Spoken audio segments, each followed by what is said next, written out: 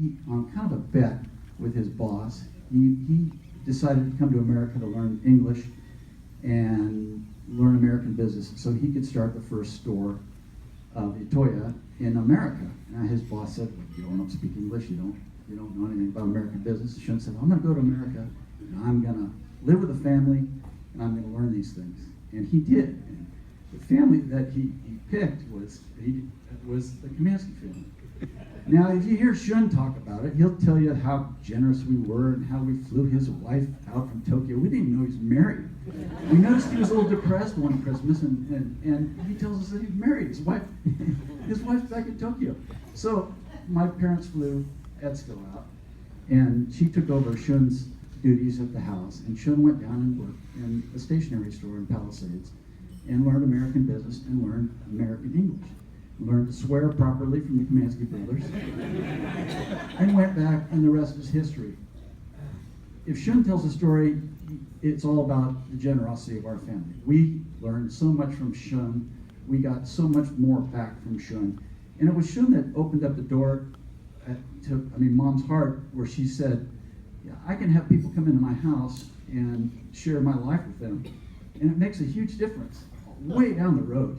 It's just amazing what's gone on, and the fingers of love that still come from the Takamura clan. Anyway, that was a big part of my mother's discoveries with Shun Takamura. Anyway, time goes by. My parents eventually split up in the 70s, and my mom was heartbroken, and there was a young Brad once again. I think when he ran away when he was about 4 years old, he wandered into one of the neighbors' garages, and that young man at the time was Bill Burroughs. Bill Burroughs, forgive me, he was a member of the California Yacht Club, but Bill Burroughs became a lifelong friend. Bill and Gwen, some of you may remember them.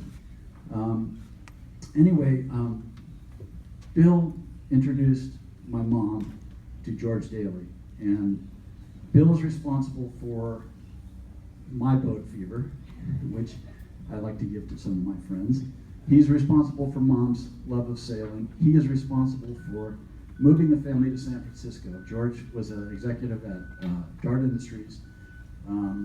We used to laugh and say, "God, that guy's a power gator." He and I would sail the Columbia 34 over to Catalina, and Mom and Brad would fly over in the corporate King Air. He was a member of the El Dorado Country Club. He loved to paint. He loved boats. He moved up here and fell in love with his club. He also came with some. He came with a daughter. He was a widower, and his wife had recently passed away. And Bill knew that Mom and George would be a great couple. He also brought with him a daughter that my mother never had, Colleen Zeman Daly.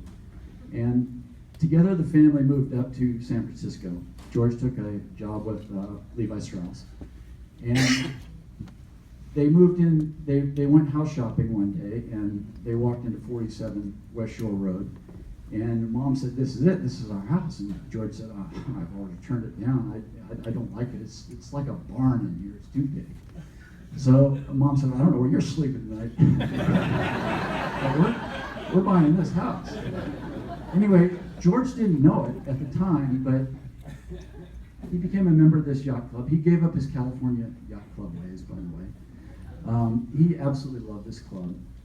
He loved the people here. He became a board member at Dominican College, and there's all these connections that George's presence is still felt in my house, still felt here.